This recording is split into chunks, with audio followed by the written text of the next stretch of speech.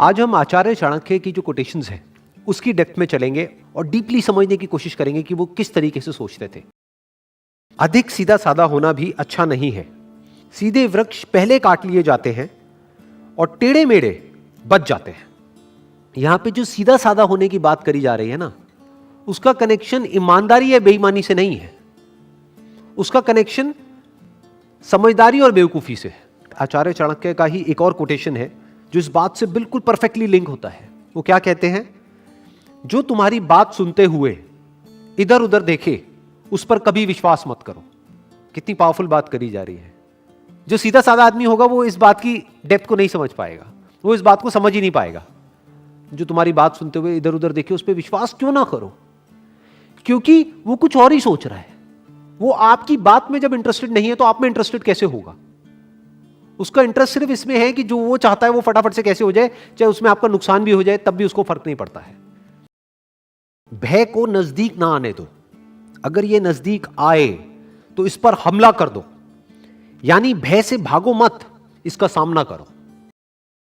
गलत दिशा में बढ़ रही भीड़ का हिस्सा बनने से बेहतर है सही दिशा में अकेले चले। In more than 99% of the cases भीड़ गलत डायरेक्शन में ही बढ़ रही होती है। भीड़ यानी कि मासेस, वो सही डायरेक्शन में कभी बढ़ ही नहीं सकते। क्यों? क्योंकि मासेस एक्ट कैसे करते हैं, कभी सोचा है? वो एक्ट करते हैं पास्ट के बेस पे। ये हुआ था तो ऐसा ही होना चाहिए। तो अगर आप एक ऑर्डिनरी लाइफ चाहते हो तो भीड़ का हिस्सा बन सकते हो, उसमें कोई बुराई नहीं है।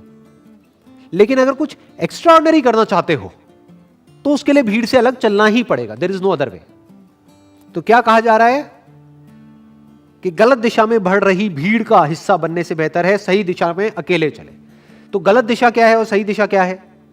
हम बिजनेस की बात करें या जॉब्स की बात करें, किसी भी काम की बात करें, गलत दिशा क्या है और सही दिशा क्या है?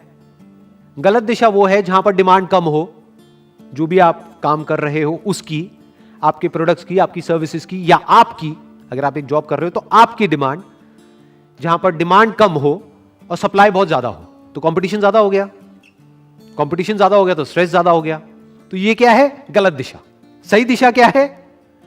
जहां पर डिमांड बहुत ज्यादा हो, सप्लाई बहुत ही कम हो, तो आपको रिटर्न भी ज्यादा मिलेगी। डिमांड ज्यादा, सप्लाई कम, यानी जरूरत है वो काम करने वाले लोगों की, लेकिन बहुत ही कम लोग हैं जो अभी उसमें एक्सपर्ट हैं, या अभी उसमें क्वालिफाइड है, या अभी उसमें प्रोफेशनल है। बहुत ही कम लोग हैं। तो इन कम लोगों की डिमांड बहुत ज्यादा रहेगी और सप्लाई बहुत ही लिमिटेड रहेगी।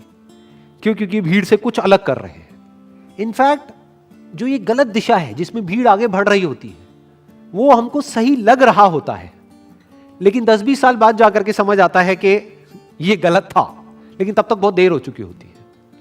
और मजे की बात क्या है? ये जो सही दिशा है ये हमको आज गलत लग रही होती है, हमें भी, हमारे आसपास में लोगों को भी, लेकिन फ्यूचर में जाकर के समझ आता है कि ये तो सही दिशा थी।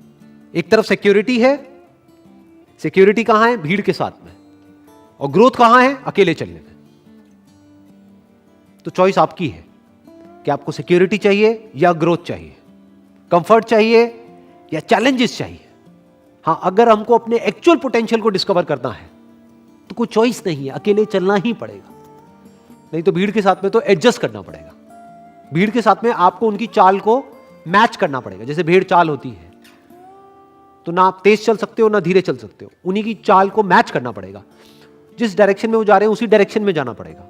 बट अकेले चलने में डायरेक्शन आपके हाथ में, चाल आपके हाथ में। तो अब आपकी ग्रोथ को आप खुद भी प्रेडिक्ट नहीं कर सकते, कोई लिमिट ही नहीं है।